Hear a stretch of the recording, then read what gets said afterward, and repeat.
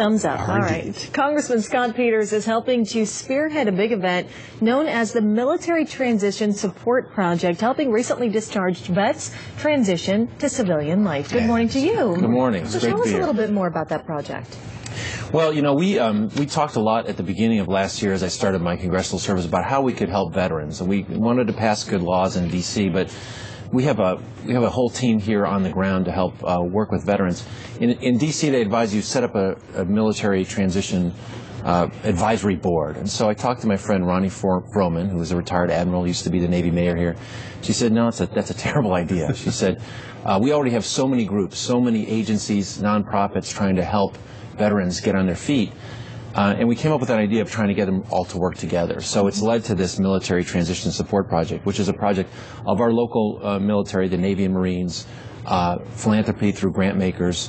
Ronnie Froman's helping with the veterans community, and we've helped with my office. My staff has attended all the meetings. So the idea is that now when a kid comes out, gets off the base or gets off the ship and comes home, we'll have ways to get that kid employment, job skills training if he or she needs it, or personal counseling for vets who need that too. And it'll be coordinated in a way that it won't be so confusing. And we hope that will also provide a benefit to employers, because these young men and women come off with great skills and make great employees. Yeah, so in other words, don't create something new, just use what you got. And it doesn't have to be within the government, too. Yeah. So what the Navy and Marines did is come into our process that we have and help us before these kids get out of uniform. So that we can get them onto a productive and the numbers that we found out yesterday are amazing. 15,000 a year coming out of the Marines and the Navy. And half will stay in San Diego.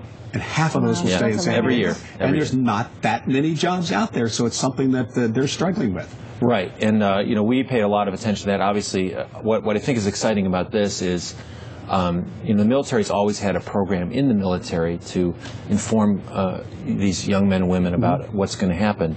But we're taking the community into that process before they get out of uniform to get them really ready and to start to think about it. And the other thing is, as I was saying, these are men and women who know how to work on a mission, know how to show up on time, are ready to work, will work hard, have great training.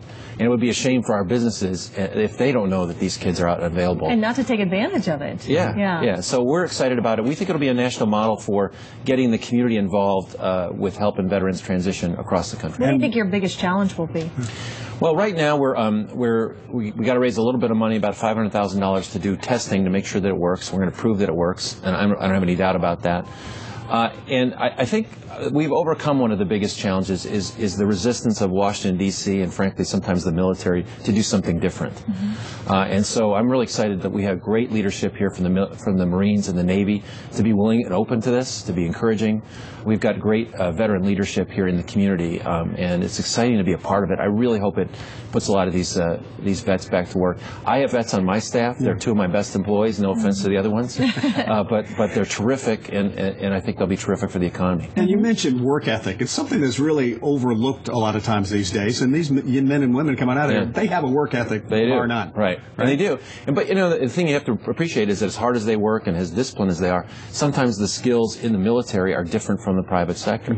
That's not that they won't learn them. We just have to explain how things are a little bit different. What's networking? What are the kinds of things that don't happen in the military you're going to need about in the civilian life? But that's going to be an easy transition if we provide these resources like the Transition Support Project will. All right, that's good. Scott Peters, thank you so much for being here. Thanks for having me. Best of luck with that. And sorry about the Powerball. I'm in the same position. Oh, man. You played? I played. It's a bad number, but, you know. Yeah. The heck. Did you win at least $4? I don't know. I have to check. Oh, okay. All right. Well, the problems from the drought are